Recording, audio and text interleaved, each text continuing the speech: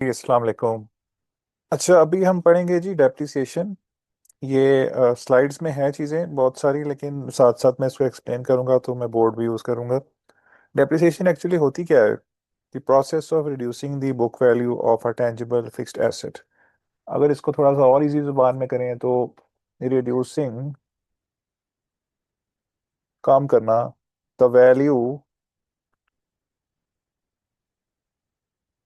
Of an asset, asset की value को कम करना over the period of its useful life. Her asset की एक ज़िंदगी होती है, ठीक है। जैसे कि एक गाड़ी है, उसकी ज़िंदगी 15 साल है। तो 15 साल के लिए जब हमने गाड़ी ली है, तो इसका मतलब है 15 साल हमने उससे इकोनॉमिक बेनिफिट लेने हैं। एक बिजनेस ने अगर ली है गाड़ी, तो हो सकता है कि वो पिक एंड ड्रॉप दे अपने कस्टमर्स को, या फिर कोई जो इन्वेंट्री है वो यहाँ से एक जगह से दूसरी जगह ट्रांसफ़र करे। इसका मतलब है कि हर जो एसेट है वो आप एक बिजनेस ने खरीदा होता है किसी इकोनॉमिक बेनिफिट के लिए। बिल्डिंग ली है जी, और बिल्डिंग की उम्र कोई 30 ईयर्स है, तो हर गुजरते साल के साथ बिल्डिंग में कोई एक्टिविटीज़ होंगी, तो इकोनॉमिक बेनिफिट लिया जाएगा। तो अब जो बात यह है कि अगर 10 साल के लिए एक बिल्डिंग ली है आपने, 10 साल के लिए, चलो बिल्डिंग की उम्र 10 साल नहीं होती, वैसे ज़्यादा होती है, लेकिन just as as an example कि 10 साल के लिए अगर एक बिल्डिंग ली है आपने जिसकी कीमत है 1 लाख, तो हर गुजरते हुए साल के साथ जो है वो उसकी कीमत, उसकी जो वैल्यू है, ये वैल्यू है ना, इसको कम होने की ज़रूरत है। ये कम होगी ना, क्योंकि हर साल आप इससे फ़ायदा ले रहे होंगे, तो इसकी वैल्यू को कम होना चाहिए हर साल। तो वो कम ऐसे, मतलब फॉर एग्जांपल अगर हम स्ट्रेट लाइन फॉलो कर रहे हैं, तो इसको अगर आप 10 सालों से डिवाइड कर लो, तो हर एक साल के बाद आप इसमें से 10,000 की वैल्यू को कम कर लोगे, ठीक है। आपके पास 10 साल थे, जो कि ज़िंदगी है एक एसिड की, और जब एक साल गुजर गया उसकी ज़िंदगी का, तो पीछे कितने साल रह गए? 9 साल, ठीक है। 9 ईयर्स। अब 9 ईयर्स में अगर 10 साल में उसकी जो वैल्यू है वो ये है, तो 9 ईयर्स में तो थोड़ी सी कम होनी चाहिए ना, थोड़ी सी वैल्यू कम होनी चाहिए। तो कम कैसे होगी उसकी वैल्यू? ऑब्वियसली हमने एक साल, हमने जो हम जो है ये 10 सालों की वैल्यू अगर 1 लाख है, तो हमने इसको 10 पे डिवाइड किया, तो एक साल की कितनी हो जाएगी? 10,000 हो जाएगी। हम आराम से उसमें से 10,000 को माइनस करेंगे, तो 9 सालों की जो वैल्यू होगी वो फिर 90,000 होगी, ठीक है। तो ये जो हमने 10,000 माइनस किए, हमने क्यों किए? हमने इसलिए किया क्योंकि हमने इकोनॉमिक बेनिफिट अवेल कर लिया था। इकोनॉमिक बेनिफिट अवेल कर चुके थे, हमने कुछ एक्टिविटीज कर ली थी एक साल। तो जब हम इकोनॉमिक बेनिफिट को अवेल कर लेते हैं, तो वो क्या बन जाता है? वो एक्सपेंस बन जाता है। तो इसका मतलब ये है कि डेप्रिसिएशन बाय नेचर एक एक्सपेंस है, ठीक है।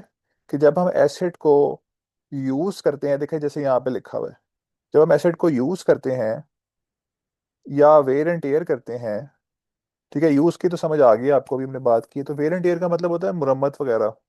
जैसे आप लोगों ने सुना होगा कि फोन अगर हम लेके जाते हैं शॉप पे, टेक्नोलॉजिकल आइटम है, तो जब हम उसको, जब शॉपकीपर अगर कहता है कि फ़ोन को खोलना पड़ेगा, तो इसका मतलब है कि वो कहना चाह रहा है कि उसकी वारंटी ख़त्म हो जाएगी, और वो उसकी वैल्यू भी कम हो जाएगी। क्योंकि कभी कभार क्या, अक्सर लोग फ़ोन बेच देते होते हैं अपना, चेंज करने के लिए फ़ोन को, सेकेंडरी यूज्ड फ़ोन को बेचते हैं, और उसके बाद फिर कोई पैसे उनको मिलते हैं नए डाल के, फिर वो नए फ़ोन ले लेते हैं।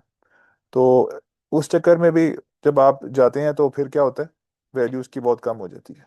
गाड़ियों का भी होता है, कभी गाड़ी एकदम एक्सीडेंटेड जो कार होती है वो, उसकी आप जितनी मर्जी मरम्मत करा लो, जितना मर्जी आप उसको ठीक करवा लो, लेकिन वो फिर उस तरह से हैवी प्राइस पे नहीं बिकती, फिर कम प्राइस पे बिकती है। उसके अलावा ये जो पासिंग ऑफ टाइम है, वक्त गुजरने के साथ साथ, वक्त गुजरने के साथ साथ क्या होता है, कोई चीज़ आपके पास बिल्कुल नई भी पड़ी होती है, पिन पैक पड़ी होती है, फॉर एग्जांपल आपने कोई जो है वो अ, कोई भी टेक्नोलॉजिकल आइटम ली हुई है, कोई लैपटॉप हो गया, या कोई जो है वो प्रिंटर हो गया, कोई इस तरह की चीज़ हो गई, लेकिन आपने उसको यूज़ बेशक ना किया हो, लेकिन जब पड़ा हुआ है, तो अगर आप किसी को वो दे रहे होते हो, तो वो इतनी खुशी से नहीं लेता उसको, बेशक आप उसको कहो कि मैंने यूज़ नहीं किया। तो लेकिन जो खुशी होती है बिल्कुल नई चीज़ लेने की, वैसी वाली हैप्पीनेस नहीं हो सकती, ना सेटिस्फेक्शन होती है। तो इसलिए पासिंग टाइम जो है, वक्त गुजरने के साथ साथ भी आपकी जो वैल्यू है एसेट की, वो कम होती है, ठीक है। और तीसरा चौथा है ऑब्सोलेसेंस। इसका मतलब होता है आउट ऑफ फैशन। कि कोई भी चीज़ जब आउट ऑफ फैशन हो जाए तो उसकी भी वैल्यू एकदम बहुत गिर जाती है। ये आउट ऑफ फैशन जो है ऑब्सोलेसेंस से कौन सी प्रोडक्ट्स होती हैं? ये आपकी जो है वो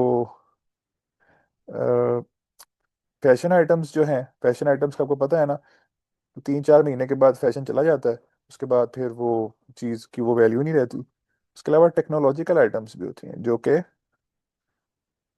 एकदम से उनके एकदम वेव आती है, लोग बड़ा पसंद करते हैं, और एकदम से फिर वो ऑब्सलीट हो जाती हैं, आउट ऑफ फैशन हो जाती हैं। ये जो ऑब्सोलेसेंस वर्ड है, ये वर्ब है ऑब्सलीट का। ऑब्सलीट कहते हैं आउट ऑफ फैशन हो जाना। तो उससे भी आपकी एसेट की वैल्यू गिर जाती है। ठीक है, तो डेप्रिसिएशन जो है वो आपकी एसेट की वैल्यू को कम करना है over the period of its useful life. अच्छा जी, थोड़ी सी और बात करते हैं। डेप्रिसिएशन ऑब्वियसली एम ही तो नहीं कर लेते ना कोई मेथड होगा उसका। तो मेथड जो है वो कैसे सिलेक्ट करना है, हाउ टू सिलेक्ट, अगर मैं बात करूं कि इसको सिलेक्ट कैसे करना है, तो वो जो है वो एसेट की नेचर पे डिपेंड करता है, by nature of an asset. वो एसेट की नेचर पर डिपेंड करता है आपने उसको कैसे सिलेक्ट करना है। ठीक है, फॉर इंस्टेंस के बिल्डिंग है, तो जो बिल्डिंग है वो आउट ऑफ फैशन तो नहीं होती। मतलब आप ये डिबेट कर सकते हैं कि उसका इंटीरियर है जो वो आउट ऑफ फैशन हो गया है, फर्नीचर उसमें पुराना हो गया है, बिल्डिंग का डिज़ाइन पुराना है, लेकिन बिल्डिंग में जो ऑपरेशंस होते हैं, बिल्डिंग में जो एक्टिविटीज़ होती हैं वो तो फिर भी हो सकती हैं। वो ऐसे थोड़ी है कि बिल्डिंग का डिज़ाइन पुराना है तो अब तो हो ही नहीं सकती। तो बिल्डिंग कभी भी आउट ऑफ फैशन नहीं होती, और बिल्डिंग की लाइफ भी बहुत ज़्यादा होती है। फॉर एग्जांपल 40 ईयर्स भी होती है। जो बहुत पुरानी बिल्डिंग्स हैं, जो बहुत पुरानी बिल्डिंग्स हैं वो तो 100 ईयर्स से भी पुरानी है, जो बिफोर पार्टीशन बिल्डिंग्स हैं। तो दैट मीन्स कि उसकी लाइफ बहुत ज़्यादा होती है बिल्डिंग की। अब नई वाली जो बन रही है उनकी थोड़ी सी कम होती है। तो फॉर इंस्टेंस 40 ईयर्स इसकी लाइफ है, तो इसका मतलब है कि हम इनको डेप्रिशिएट आराम आराम से करेंगे, स्लोली करेंगे। तो स्लोली करने का मतलब ये है कि उस पर हम प्रॉबली स्ट्रेट लाइन लगाएंगे। ठीक है, स्ट्रेट लाइन मेथड लगा लेंगे। तो इस तरह से जो आइटम्स बहुत तेजी से डेप्रिशिएट होनी होती हैं, जैसे टेक्नोलॉजिकल आइटम है, टेक्नोलॉजिकल आइटम का इसका मतलब ये है कि आपने अ, जैसे एक फ़ोन है वो नया लॉन्च होता है तो पिछले वाले की प्राइस एकदम 15-20 हज़ार गिर जाती है, ऐसा ही है। तो उसमें फिर आपको जो कोई मेथड लगाना होगा वो दूसरा लगाना होगा, फॉर इंस्टेंस रिड्यूसिंग बैलेंस लगाना होगा। रिड्यूसिंग बैलेंस, ठीक है। रिड्यूसिंग बैलेंस पे भी हम बात करेंगे मजीद और। लेकिन ये जो रिड्यूसिंग बैलेंस है ये भी ऐसा नहीं है कि रिड्यूसिंग बैलेंस बहुत सारी टाइप्स के होते हैं। एक ये 150 भी होता है, ठीक है, 200 भी होता है, 300 भी होता है, ठीक है, और ये कोई 400 भी होता है। तो ये जो है ना अब इसकी मिसाल मैं आपको ऐसे देता हूँ कि कोई ऐसे ऐसी टेक्नोलॉजिकल आइटम्स होती हैं जो एकदम से ऑब्सलीट हो जाती हैं, मतलब आउट ऑफ फैशन हो जाती हैं। कि फोन ही की एग्जांपल मैं दोबारा दे देता हूँ कि वो बहुत तेजी से ऑब्सलीट होता है। हम अगर कोई 1.5-2 लाख का फ़ोन लेते हैं तो साल 1.5 साल के बाद वो किट किट फोन्स की फॉर्म में भी बिक रहा होता है, और 50-60 हज़ार का बिक जाता है, मिल जाता है बाजार से। तो इसका मतलब ये है कि उसको हम बहुत तेजी से डेप्रिशिएट कर सकते हैं, उसको हम 400% पे भी कर सकते हैं। जो थोड़ा सा कम देर से ऑब्सोलीट होता है उसको 300 से करेंगे, जो और कम देर से होता है उसको 200 से करेंगे, और जो और कम से होता है उसको फिर 150 से कर सकते हैं। तो अभी हम करते हैं इस पे बात, इसके फार्मूलाज पे भी बात करते हैं। ये देखिएगा, डेप्रिसिएशन जिसमें मैंने अभी बात आपसे कर ली है, स्ट्रेट लाइन में ये होता है कि हर साल सेम करते हैं इसको, हर साल सेम नंबर से इसको डेप्रिशिएट करते हैं। स्ट्रेट लाइन देखिएगा ना, स्ट्रेट लाइन ऐसी होती है, बिल्कुल सेम होती है ऊपर से नीचे तक। दैट मीन्स के अभी एक अगर फॉर एग्जांपल 10,000 से कर रहे हैं ना, हमने पहले साल की है 10,000 से, तो दूसरे साल भी 10,000 से ही डेप्रिशिएट करेंगे, तीसरे साल भी 10 से ही करेंगे, चौथे साल भी 10,000 से ही करेंगे, एंड सो ऑन। तो डेप्रिसिएशन जो स्ट्रेट लाइन में है वो सेम हर साल में होती है। Whereas in the reducing balance method, the things are different. You have to calculate the depreciation every year, and it is not even. हर साल सेम नहीं होती वो, ठीक है, फर्क होती है। एग्जाम्पल से करते हैं ना तो और समझ आ जाएगी आपको। स्ट्रेट लाइन डेप्रिसिएशन का एक क्वेश्चन है छोटा सा। कंबाइन हार्वेस्टर एक एसेट है, हार्वेस्ट करना आपको पता होगा, कटाई करने को कहते हैं। ठीक है, एग्रीकल्चरल प्रोडक्ट है, कटाई करने को कंबाइन हार्वेस्टर उसके लिए एक जो है वो एसेट है, मशीन टाइप। ठीक है, आप लोगों के लिए बस इतना ही काफ़ी है कि ये एक मशीन है। तो इसकी जो वैल्यू दी हुई है, एसेट की जो कॉस्ट दी हुई है, वो दी हुई है जी 450,000। 450,000 पे इस एसेट को खरीदा होगा, तो ये ओपनिंग बुक वैल्यू भी है इसकी। ओपनिंग बुक वैल्यू भी बोलते हैं इसको। ठीक है। अब हम स्ट्रेट लाइन की बात करने लगे, ये स्ट्रेट लाइन का क्वेश्चन है। स्ट्रेट लाइन में हर साल हम इवनली जो है वो डेप्रिसिएशन की वैल्यू को माइनस करते हैं। ठीक है। तो डेप्रिसिएशन हमने कैलकुलेट करनी है। वो हम कैसे कैलकुलेट करेंगे? उसका फॉर्मूला बहुत मज़े का है, आसान सा, कि कॉस्ट में से हम स्क्रैप वैल्यू को माइनस करते हैं। स्क्रैप वैल्यू, ये रेजिडुअल वैल्यू को, अब आपके ज़हन में आएगा स्क्रैप वैल्यू क्या होती है।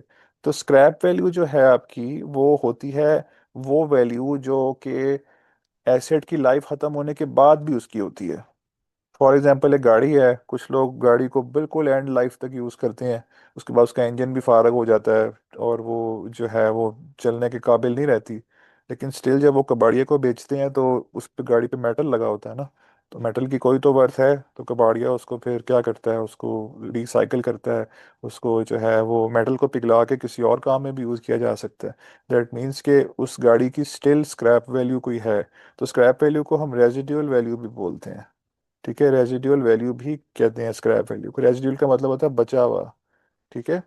तो बची हुई वैल्यू भी इसको हम कहते हैं। तो कॉस्ट में से स्क्रैप वैल्यू अगर हम निकाल देते हैं और डिवाइड करते हैं number of years of life, number of years of life से उसको डिवाइड कर देते हैं। तो इस केस में आप देखिएगा ना कि मैं थोड़ा सा इसको छोटा कर लेता हूँ, ये एसेट कॉस्ट पे मैं मिटा देता हूँ। अब आपको पता चल गया है।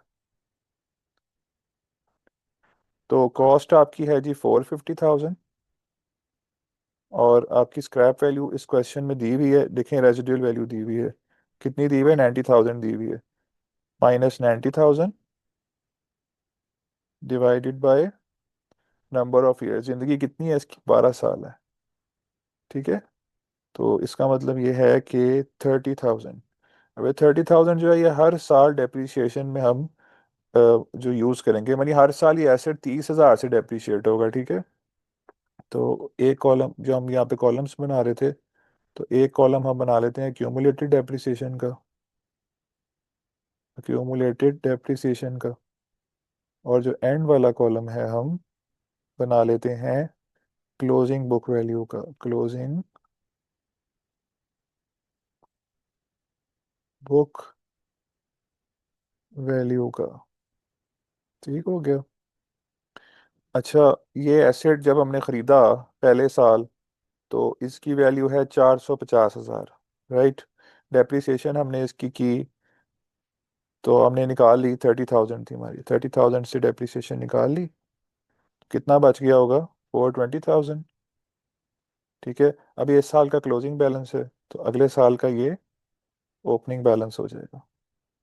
ठीक है। अगले साल फिर डेप्रिसिएशन माइनस करेंगे, सेम 30 ही करेंगे, तो 390 हो जाएगा। ठीक है। उसके बाद फिर तीसरे साल 390, फिर उसमें से 30,000 माइनस करेंगे, तो 360 हो जाएगा। फिर फोर्थ ईयर में हम क्या करेंगे, 360 में से 30,000 माइनस किया, तो बन गया 330। फिर उसके बाद फिफ्थ ईयर में 330, फिर 30,000 माइनस करेंगे, तो बन गया 300। सिक्स्थ ईयर में भी यही करेंगे, 300, उसमें से 30,000 माइनस किया, तो बन गया 270। ठीक है। ऐसे हम 12 साल तक करेंगे, क्यों? क्योंकि 12 साल ही तो इसकी लाइफ है, तो हमें 12 बनाने पड़ेंगे। तो अगर हम यहाँ चार्ट देख लें, तो ये चार्ट है आपका जिसके अंदर ये सारा कुछ हुआ हुआ है, पूरा 12 के 12 साल हुए हैं। ठीक है। तो थोड़ा सा इसको मैं जूम कर लेता हूँ, इस चार्ट को, कंट्रोल एफ। चलें, जूम नहीं भी करता तो खैर है, समझ आ रही है, पता चल रहा है हमें। जैसे हम यहाँ देखें, ये 2005, ये इसने यहाँ पे ईयर्स लिखे हुए हैं। ठीक है। हमने यहाँ तो 1 2 3 4 लिख दिया है ना, तो ये जैसे 1 है 2001 है, 2 यहाँ पे 2002 है, 3 यहाँ 2003 है, 4 2004 है, ऐसे 6 जो है वो 2006 है। ठीक है। इससे 2007 भी होगा, उसमें जो है वो 270 की वैल्यू होगी, तो उसमें से 30 हम दोबारा माइनस करेंगे, तो 240 बन जाएगा। ऐसे करते करते करते हम पहुंच जाएंगे 12वें साल पे। ऐसे हम करते करते 12th ईयर पे पहुंच जाएंगे। तो 12th ईयर पे क्या सूरत हाल होगी कि आपकी जो ओपनिंग बुक वैल्यू है ये 120,000 की होगी, डेप्रिसिएशन तो उतनी माइनस होगी, और जो आपका ये जो एंडिंग एंडिंग एक क्लोजिंग बैलेंस है, क्लोजिंग बुक वैल्यू, वो हो जाएगी 90,000। ठीक है। अब आप ये इस इसमें बस ये 12 यही कॉलम थे। ठीक है, अब आ जाए क्यूमुलेट डेप्रिसिएशन पे। तो अक्यूमुलेटेड डेप्रिसिएशन, अक्यूमुलेटेड का मतलब होता है जमा हुआ हुआ। तो जमा का मतलब ये है कि पहले साल तो 30,000 ही है ना, तो दूसरे साल अगर आप देखें तो ये 30 + 30 कितना बन गया, ये 60 हो गया। ठीक है, और 30 + 30 + 30 कितना हो गया, 90 हो गया। तो इस तरह से आप हर दफा हर साल का इसमें ऐड करते रहेंगे। ये 120 हो गया, ये 150 हो गया, ये 180 हो गया, ये 210 हो गया। ठीक है, ऐसे करते करते करते एंड ईयर तक आप देखेंगे ना तो 360,000 तक आपका ये बन जाएगा। ठीक है। अच्छा, अब आप देखें ना इस कॉलम का बिहेवियर, ये जो एक्यूमुलेट डेप्रिसिएशन है और ये जो डेप्रिसिएशन है, तो डेप्रिसिएशन का की तो हमने बात कर ली थी, ये तो एक्सपेंस होता है। ठीक है, तो एक्सपेंस जो है वो क्या होता है, वो तो डेबिट ही होगा ना, जब बढ़ेगा तो डेबिट होगा। अब इस बिहेवियर का कॉलम देखें, ये जो है ना एक्यूमुलेट डेप्रिसिएशन, इसका ज़रा बिहेवियर देखें ज़रा क्या है। ओपनिंग बुक वैल्यू के साथ इसकी बिहेवियर को कंपेयर करके देखें। ओपनिंग बुक वैल्यू किसका कॉलम है, ये तो एसेट का कॉलम है, एसेट की बुक वैल्यू है। तो इसमें जो इसकी वैल्यू है 450, डेप्रिसिएशन हुई 30,000 माइनस किया 420 होगी। हर साल ये कम होती जा रही है। ठीक है, 420, 390, 360। अब आप इसके साथ कंपेयर करें क्यूमुलेटिव डेप्रिसिएशन का, इस ये बढ़ता जा रहा है, एसेट वाला कॉलम कम होता जा रहा है, और ये वाला जो कॉलम है क्यूमुलेटिव डेप्रिसिएशन का ये बढ़ता जा रहा है। इसका मतलब है ये जो कॉलम है क्यूमुलेटिव डेप्रिसिएशन का ये एसेट का उल्टा है। तो इसको हम कॉन्ट्रा एसेट अकाउंट भी बोलते हैं, कॉन्ट्रा एसेट अकाउंट। कॉन्ट्रा का मतलब होता है उल्टा। ठीक है, जैसे हम बोलते हैं ना कॉन्ट्रावर्सी, कॉन्ट्राडिक्शन, तो कोई कुछ उल्टा ही रिप्रेजेंट हो रहा होता है उसके अंदर भी। तो कॉन्ट्रा एसेट का मतलब होता है और एसेट का उल्टा अकाउंट। ठीक है, तो इसका मतलब ये है कि कभी एसेट जब बढ़ता है तो हम उसको डेबिट करते हैं, तो जब हम ये कॉन्ट्रा एसेट बढ़ा होगा तो हम क्या करेंगे, हम क्रेडिट करेंगे।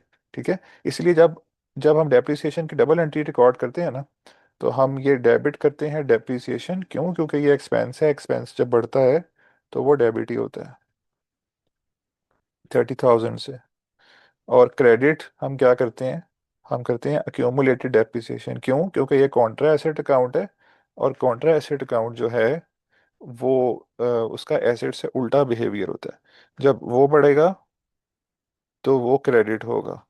ठीक है, सिंगल एम ही आता है इसमें, अक्यूमुलेटेड डेप्रिसिएशन। पूरा नहीं लिख रहा डेप्रिसिएशन, बस इतना डेप तक ही लिख रहा हूँ, समझ आपको आ जाएगी। तो हम इस तरह इसकी डबल एंट्री को रिकॉर्ड करते हैं। सही है। तो ये हो गया जनाब आपका स्ट्रेट लाइन मेथड।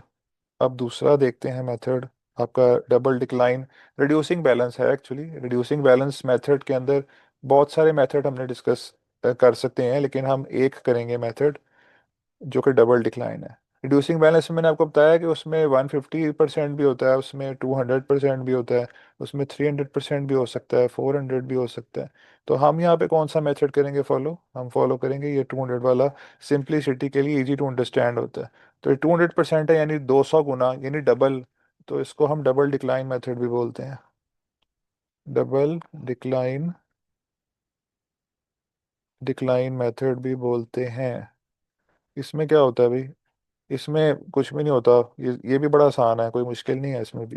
ये देखें यहाँ पे, अगला क्वेश्चन है इसमें लैपटॉप, आपको क्वेश्चन में लैपटॉप है जो कि एसेट है।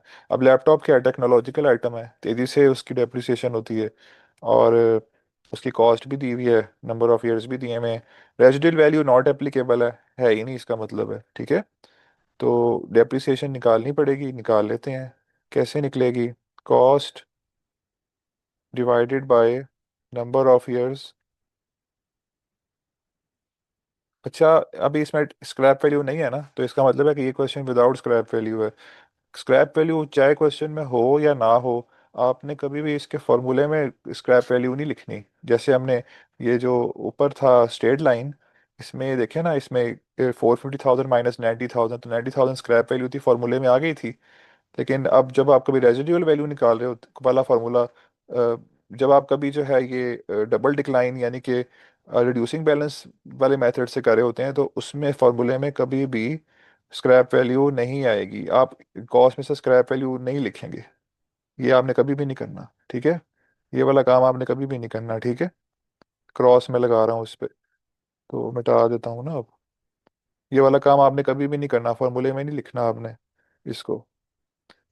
तो cost divided by number of years into 200%।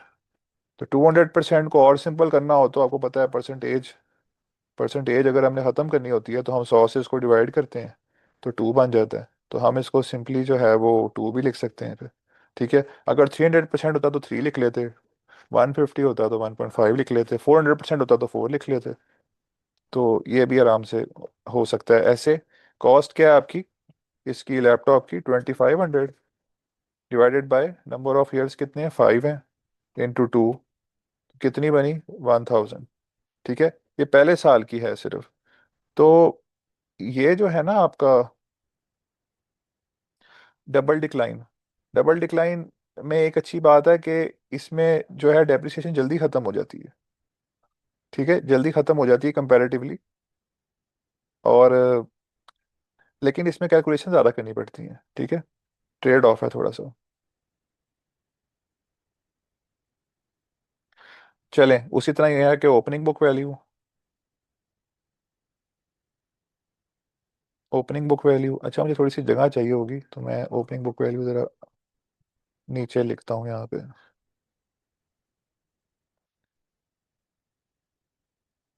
Opening book value कितनी है आपकी? 2500 है पहले साल की, 2500। और डेप्रिसिएशन आपने अभी निकाली है, डेप्रिसिएशन आपने 1000 अभी निकाली है। अक्यूमुलेटेड का भी, डेप्रिसिएशन का भी एक कॉलम बना लें, वो भी आपकी पहले साल 1000 ही होगी।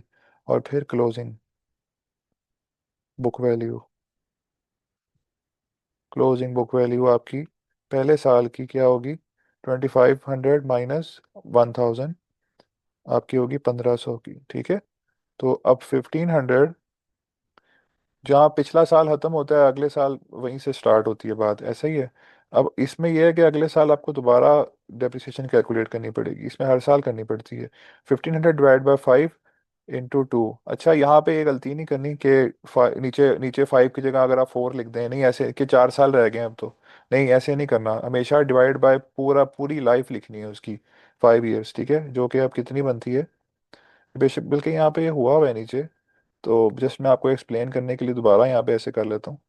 तो ये 600, इस साल की 600 आ गई है, तो ये 600 आ गई। दैट मीन्स कि ये एक्यूमुलेट भी 1600 हो गई, और ये 900 हो गई। जो तीसरा साल है आपका 2003 जो है, उसमें 900 से ही बात स्टार्ट होगी। और 900 डिवाइडेड बाय 5 इंटू 2 कितना बना, 360, 360, वो हमने लिख लिया यहाँ पे। तो 1960, ठीक है, और 540 बच जाएगा। तो फिफ्थ ईयर में क्या हुआ, 540 से स्टार्ट किया, 20, और इसी तरह आपने निकाली फिर 540 डिवाइडेड बाय 5 इंटू 2, तो ये 216 बन गया।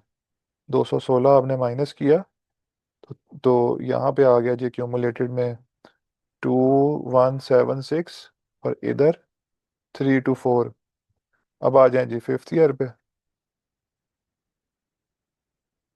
फिफ्थ ईयर पे आ जाए तो उसमें ये है कि 324, और उसी तरह करेंगे आप। 324 को डिवाइड किया 5 से, इंटू 2, तो आ गया जी 130, 130 आ गया। तो ये जो 130 है आपने अब इसको माइनस किया, तो पहले आप यहाँ क्यूमुलेट भी लिख रहे हैं ना, 2306, और यह 194, ये देखें सारा यहाँ सॉल्व हुआ हुआ है। बस मैंने इसको एक्सप्लेन ही किया और मैंने कुछ नहीं किया, ठीक है। ये 5 साल हैं। अच्छा हर साल हम कर क्या रहे हैं, एक एक्सरसाइज हम कर रहे हैं, हम करते हैं कि ये ओपनिंग बुक वैल्यू है हमारी, opening book value, opening value of that year, opening value of that year minus depreciation of that year. ये जो मैं लिख रहा हूँ सारा, ये it will make sense later. Depreciation of that year is equal to closing book value of that year,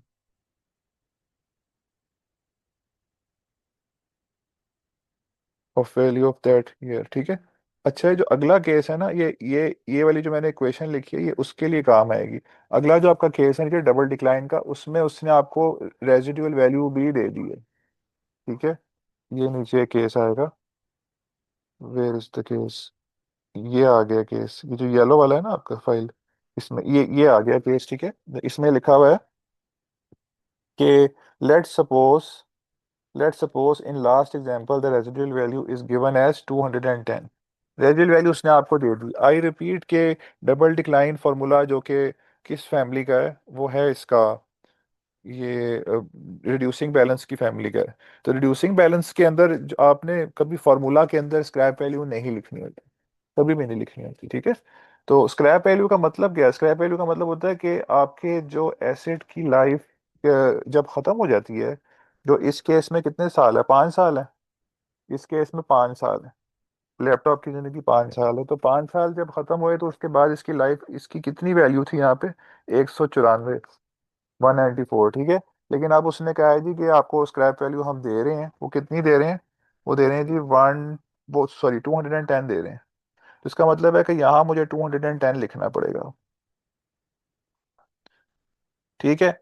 लेकिन 210 तो नहीं आता, अगर अगर हम डेप्रिसिएशन वाले मेथड को फॉलो करें, तो 324 में से जब हम 130 माइनस करते हैं तो 210 तो नहीं आता, वो तो 194 ही आएगा।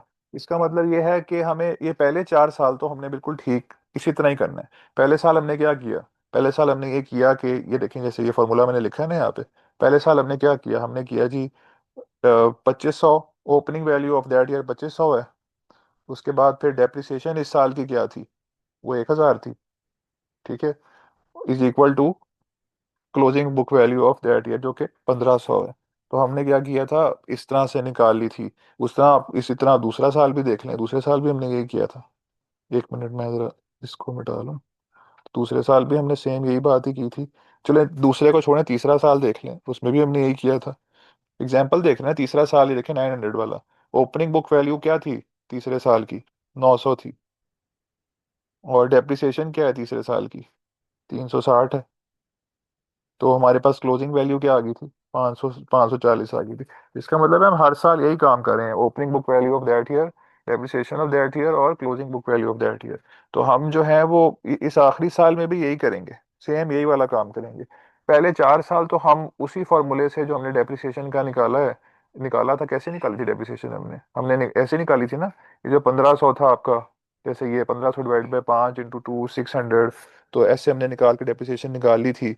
और उसके बाद फिर 900 डिवाइड बाई 5, ऐसे डेप्रिसिएशन निकालते आ रहे थे। लेकिन आखिरी साल हम इस तरह डेप्रिसिएशन नहीं निकाल सकते, वरना आंसर फिर ये 130 आ जाएगा। फिर 130 आंसर आ गया तो फिर ये 210 नहीं आ सकता। तो आखिरी साल हमें कुछ और करना पड़ेगा।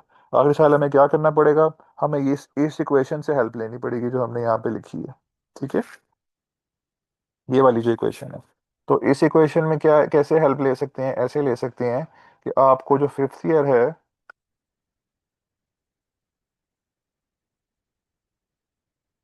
1 मिनट, ये जो आपका फिफ्थ ईयर है, इसमें आपको क्या क्या गिवन है?